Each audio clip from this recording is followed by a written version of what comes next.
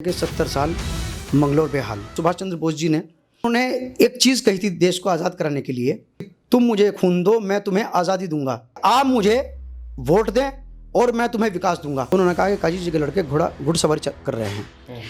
तो मैंने पूछा कि आप काजी जी के लड़के को घुड़सवारी करते हुए देख के खुश हो रहे हैं? मंगलोर की पब्लिक की आवाम जो गरीब पब्लिक है उनके बच्चे रेड़े चला रहे हैं, रिक्शे चला रहे हैं, साइकिल चला रहे हैं और चारों में हाजिर माननीय हाजी काजी जी दोनों ने अपनी मर्जी थोपी। तो थोपने के बाद आप देख लें रिजल्ट, मंगलोर कहाँ है? 20 साल में मंगलोर उससे भी ज़्यादा पीछे चला गया। अपनी नीतियाँ बना रखी हैं कि फूट डालो शासन करो। अंग्रेज़ों की नीति थी कि फूट डालो शासन करो, ऐसा कुछ नहीं था कि संबंध हर पार्टी से रखने पड़ते हैं, ऐसा कुछ नहीं है। ये तो आपको सब मालूम था कि वे काजी निज़ामुद्दीन के यहाँ से छोड़ के आ गए, तो फिर आपने किस आधार पर उनको फिर से चेयरमैन कैंडिडेट बनाया? उनको इतना मौका ही नहीं दिया जा रहा कि वे अपने भविष्य के बारे में या अपनी आने वाली नस्ल के भविष्य के बारे में सोच सकें। मंगलोर की जनता 80% जनता मंगलोर की रोजी रोटी के लिए रुड़की जाती है। अपने टिफिन बांध के सुबह ही 8 बजे निकल जाते हैं। नमस्कार दोस्तों, मैं आपके साथ संदीप पोईवाल, आप देख रहे हैं राही न्यूज़। दोस्तों, जैसे कि आपको पता है हम समय समय पे आपकी मुलाकात करवाते रहते हैं। आज भी हम आपकी मुलाकात करवाने जा रहे हैं और आज जिससे हम आपकी मुलाकात करवाने जा रहे हैं वो आपने पहले भी देखा है हमारे चैनल में, और वैसे भी रुड़की में वो किसी पहचान की मोहताज नहीं है।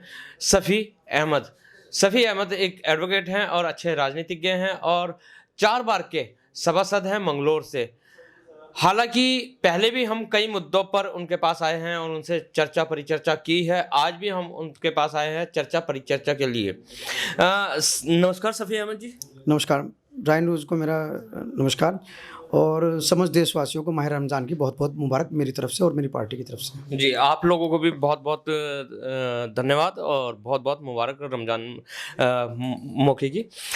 सफ़ी जी, मेरा पहला सवाल आपके से होगा कि अभी कुछ टाइम पहले आपने बोला था कि 2 नेता हैं, हाजी और काजी, इन्हीं के बेस पे वहाँ पे चेयरमैन बनते हैं, इन्हीं के बेस पे जो है इलेक्शन लड़ा जाता है और यही जिसे चाहते हैं वो इलेक्शन जीतता है। और एक आपने और भी कहा था कि ये क्षेत्रीय चुनाव से दूर रहें तो ज़्यादा अच्छा है। लेकिन वहीं अगर जो हमारी बात हुई है हाजी सरबत करीम से, उनका कहना है कि जो आवाम चाहेगी वो होगा। इस पर क्या कहना है आपका? देखिए, जो वो तो बहुत बढ़िया बात है उनकी, जो आवाम चाहेगी वही होगा, लेकिन आवाम पे अपनी मर्जी थोप देते हैं, फिर उसके बाद आवाम मजबूर हो जाती है, इनके चुने हुए इनके खड़े हुए कैंडिडेट को वोट देने के लिए मजबूर हो जाते हैं। अब आप ये देखिए, उनका इंटरव्यू मैंने सुना जो आपके द्वारा लिया गया था, बहुत अच्छा इंटरव्यू था उनका माननीय विधायक जी का।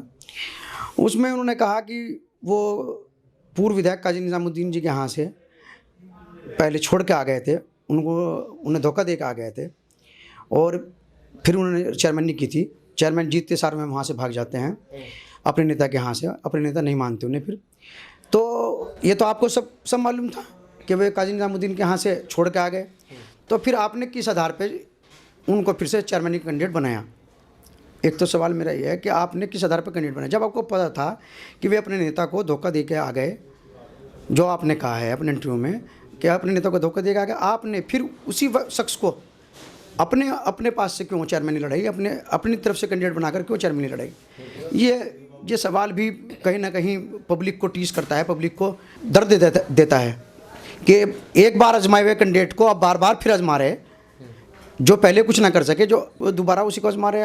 तो ऐसी स्थिति में पब्लिक को ये बात बहुत दुख देती है अंदर से। और आपकी जो ये सवाल था कि जी मैंने चुनाव वहाँ से भागे हैं, तो मैं समझता हूँ कि आपने सब कुछ जानते हुए उन्हें अपना कैंडिडेट बनाया, इसमें पब्लिक की नहीं, ये माननीय विधायक जी आपने अपनी मर्जी थोपी थी, तभी ये पब्लिक ने चुने थे।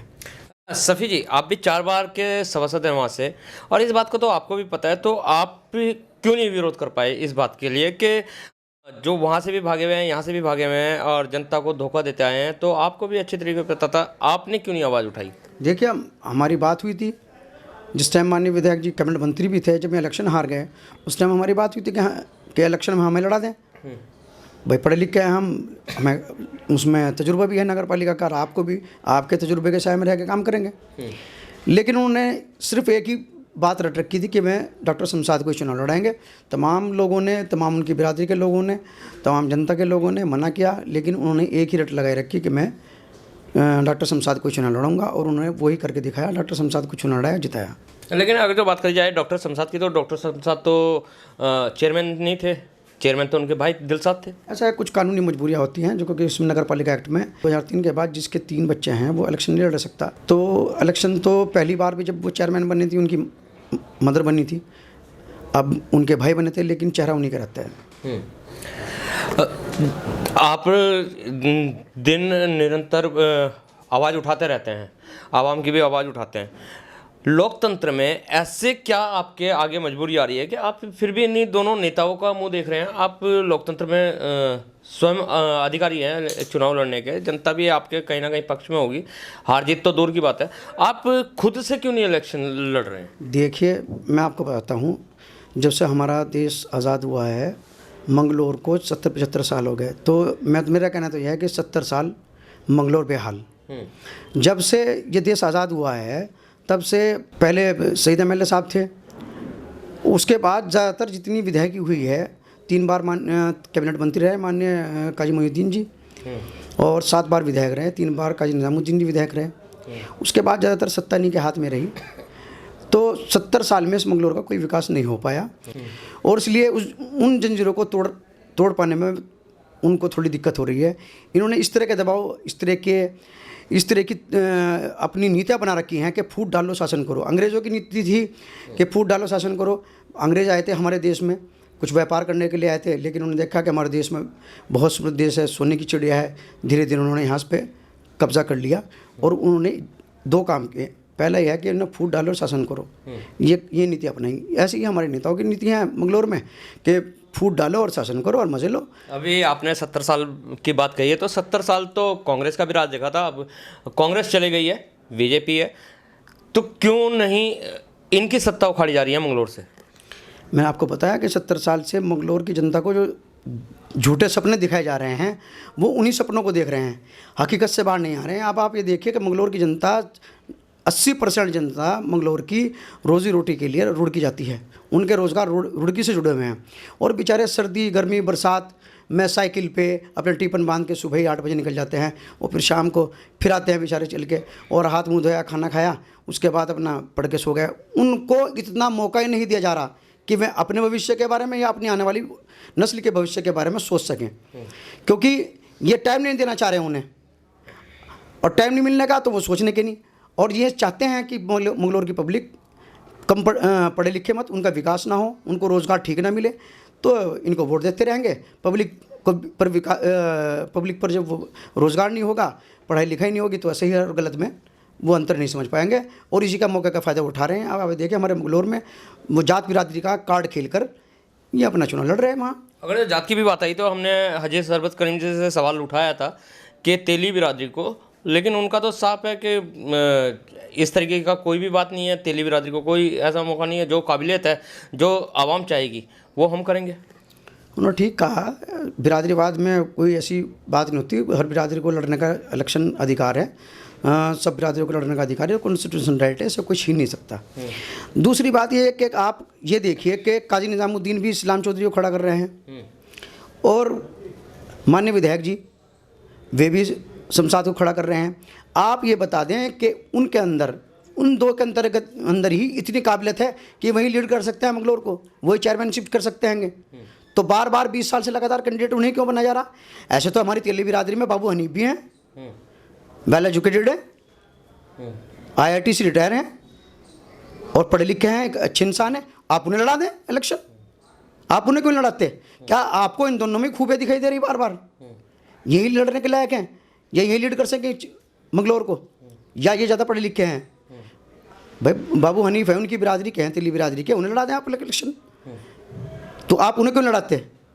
लेकिन ये आपकी सोची समझी रणनीति है कि काजी जी की तरफ से इस्लाम और हाजी जी की तरफ से दिलशाद।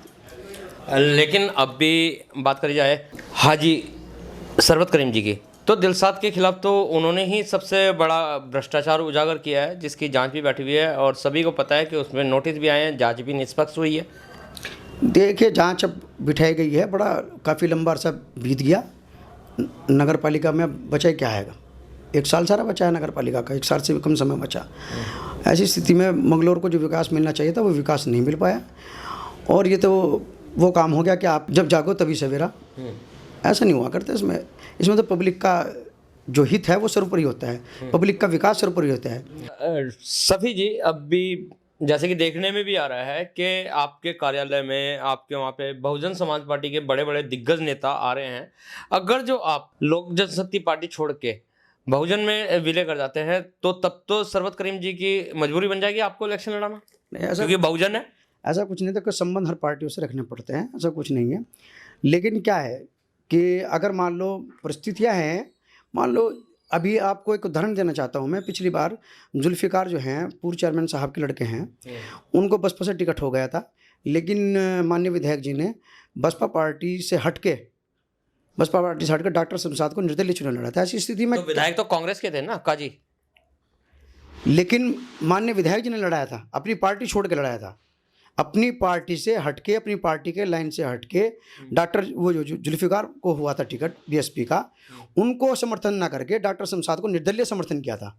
तो ऐसी स्थिति में कुछ नहीं कहा जा सकता कि मैं पार्टी में जाने के बाद भी लड़ा सकें, ऐसा कुछ पक्का नहीं कह सकते, क्योंकि कुछ पता नहीं है। जैसे उन्होंने जुल्फ़िकार को नहीं लड़ाया था, ऐसे मुझे भी नहीं लड़ाने के। जैसे परिस्थितियाँ बन रही है अभी, मंगलौर का जो भौगोलिक स्थिति है, राजनीति स्थिति है, बहुत ज़्यादा फेरबदल कर रही है। अगर जो आपको काजी निजामुद्दीन ही लड़ा दे तो? देखिए, ये तो हास्यास्पद विषय है, ना तो काजी जी ना हाजी जी, ये दोनों ही मुझे चुनाव नहीं लड़ाएंगे, क्योंकि इन्हें पता है कि अगर वो एक अच्छे, सक्षम, पढ़े लिखे, जनता से मिलने वाले, जनता के काम करने वाले, जनता की भावनाओं को समझने वाले और जनता का विकास चाहने वाले कैंडिडेट को लड़ाएंगे, मोहम्मद शफी एडवोकेट को लड़ाएंगे, तो यह जनता का विकास होगा, यहाँ जनता के लिए रोज़गार होगा, जनता के लिए सड़कें होंगी, जनता के लिए अस्पताल होगा, जनता के लिए लाइब्रेरी होगी, जनता के लिए डिग्री कॉलेज, इंटर कॉलेज और इंजीनियरिंग कॉलेज खोलने का प्रयास किया जाएगा, पॉलिटेक्निक कॉलेज खुलाने का प्रयास किया जाएगा। और जनता शिक्षित होगी तो उनकी औलाद, उनकी आने वाली नस्लें भी शिक्षित होंगी, और जब शिक्षित होंगी तो उन्हें अच्छा रोज़गार, नौकरी पे जाएंगे, और नौकरी पे जाने के बाद फिर मैं अपना अच्छा बुरा समझ लेंगे, उसके आधार पर फिर मैं उन्हें वोट करना बंद कर देंगे। तो उनकी बाध्यता ये है, उनकी मजबूरी ये है कि एक बार बार ऐसे कैंडिडेट को लड़ाया जाए जिसे ना तो जनता के बारे में पता हो, ना विकास के बारे में पता हो, और जो मंगलौर का विनाश करता रहे और विकास ना करे।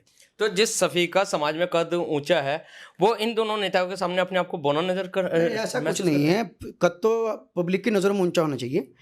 लेकिन हम तो ये कहते हैं कि एक लोकल बॉडी एक प्रथम विकास की सीढ़ी है।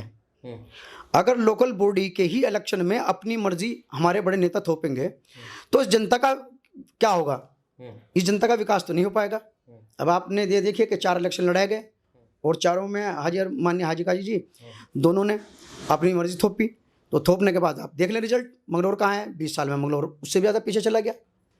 उस स्तर पर विकास नहीं हो पाता, क्योंकि जब कोई पढ़ा लिखा इंसान होगा, सूझबूझ वाला इंसान होगा, तो वही मंगलौर का विकास कर सकता है। ऐसे जो व्यक्ति जो केवल अपने हित को ध्यान में रखते हैं, वो मंगलौर का विकास नहीं कर सकते। तो सही गलत का तो फैसला जनता को भी करना चाहिए।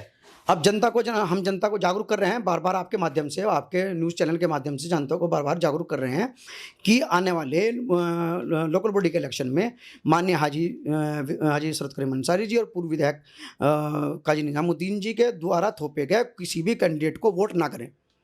उनको साफ ये कह दें कि आप अपने विधायक के इलेक्शन से मतलब रखें या एमपी के इलेक्शन से मतलब रखें, लेकिन जो लोकल बॉडी के इलेक्शन है, जो हमारे से जुड़ा हुआ जनता से, स्थानीय जनता से जुड़ा चुनाव होता है, उसे हमें खुद चुनने दें। अन्य काजी विधायक निजामुद्दीन जी के पेट्रोल पंप के बराबर में एक बहुत बड़ी ज़मीन पड़ी है उन्हीं की अपनी। तो अक्सर शाम को उनके पहले लड़के, उनके जो लड़के हैं, वो वहाँ हॉर्स राइडिंग करते थे, घुड़सवारी करते थे। तो पब्लिक आके उन्हें देखने लगती थी कि भाई घुड़सवारी कर रहे हैं, अच्छी बात है। तो हम रुड़की से आते थे उस टाइम, तो हमने कई बार देखा कि वहाँ मजमा लगा रहा है, वो लोग बाग देख रहे हैं। एक दिन अचानक आकर हमने पब्लिक से पूछ लिया कि रहा नहीं गया कि भाई साहब यहाँ क्या हो रहा है? तो उन्होंने कहा कि काजी जी के लड़के घुड़सवारी कर रहे हैं। तो मैंने पूछा कि आप काजी जी के लड़के को घुड़सवारी करते हुए देख के खुश हो रहे हैं, और आपके बच्चे क्या चला रहे हैं?